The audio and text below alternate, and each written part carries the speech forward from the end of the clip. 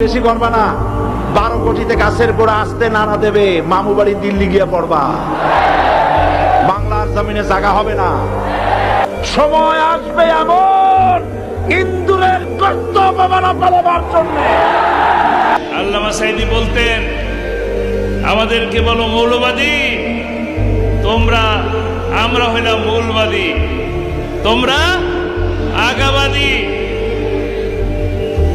12 কোটি মুসলমান বেশি যদি বাড়াবাড়ি করো,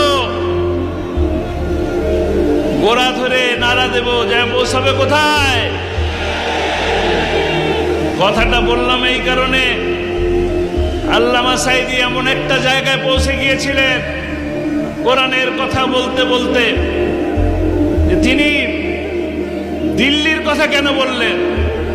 দিল্লির কথা তো নাও বলতে পারতেন, লন্ডন পৌঁছাবেন বলতে পারতেন, আমেরিকা পৌঁছাবে বলতে পারতেন, কিন্তু আল্লামা সাঈদীর মুখের কথা অক্ষরে অক্ষরে পরিণত হয়েছে।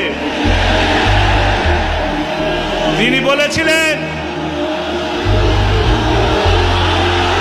বলেছিলেন এমনও দিন আসবে ইন্দুরের গর্ত পালাবার জন্য পলানোর জায়গা পাওয়া যায় না, কোথাও পলানোর জায়গা পাওয়া যায় না।